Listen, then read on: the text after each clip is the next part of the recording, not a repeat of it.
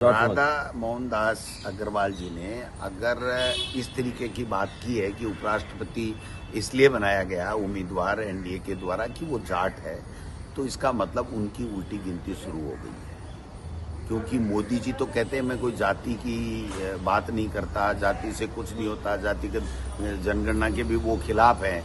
और एक धनखड़ साहब जो जाट है, जिनके लिए उन्होंने खुद राज्यसभा में कहा था कि मैं अपने आप को गौरवान्वित महसूस करता हूं, मैं जाट जाति से हूं, और आज उनको तो नजरबंद कर दिया। कहाँ हैं वो? गायब हैं, कोई जवाब देने को तैयार नहीं है। उनको जिस तरीके से उनका अपमान किया गया है ना, वो अभी तक सामने नहीं आया कि उनसे बंदूक की नोक के ऊपर इस्तीफा लिया गया है या उन्होंने दिया है या वो बीमार हैं नहीं है।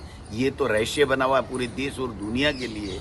और दूसरा, जिसको उम्मीदवार बनाया गया वो खुद नहीं कह रहा मैं क्या हूं, और ये कह रहे हैं, इसका मतलब ये चुनाव हार रहे हैं और इंडिया गठबंधन का उम्मीदवार जो है वो चुनाव जीत रहा है। इससे स्पष्ट प्रमाणित हो रहा है। राधा मोहनदास अग्रवाल जी ने अगर इस तरीके की बात की है कि उपराष्ट्रपति इसलिए बनाया गया उम्मीदवार एनडीए के द्वारा कि वो जाट है, तो इसका मतलब उनकी उल्टी गिनती शुरू हो गई है।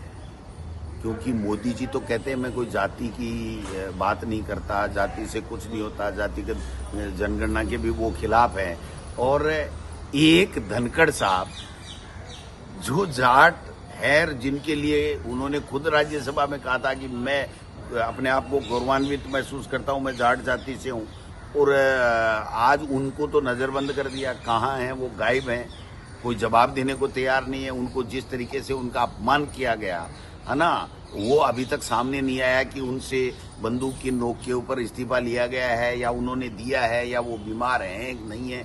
ये तो रहस्य बना हुआ है पूरे देश और दुनिया के लिए।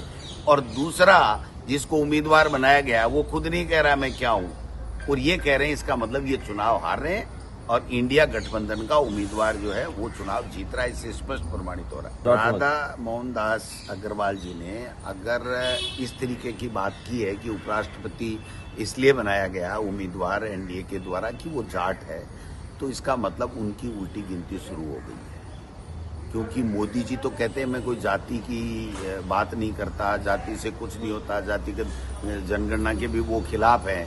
और एक धनखड़ साहब जो जाट है, जिनके लिए उन्होंने खुद राज्यसभा में कहा था कि मैं अपने आप को गौरवान्वित महसूस करता हूं, मैं जाट जाति से हूं, और आज उनको तो नजरबंद कर दिया। कहाँ हैं वो? गायब हैं, कोई जवाब देने को तैयार नहीं है। उनको जिस तरीके से उनका अपमान किया गया है ना, वो अभी तक सामने नहीं आया कि उनसे बंदूक की नोक के ऊपर इस्तीफा लिया गया है या उन्होंने दिया है या वो बीमार हैं नहीं है।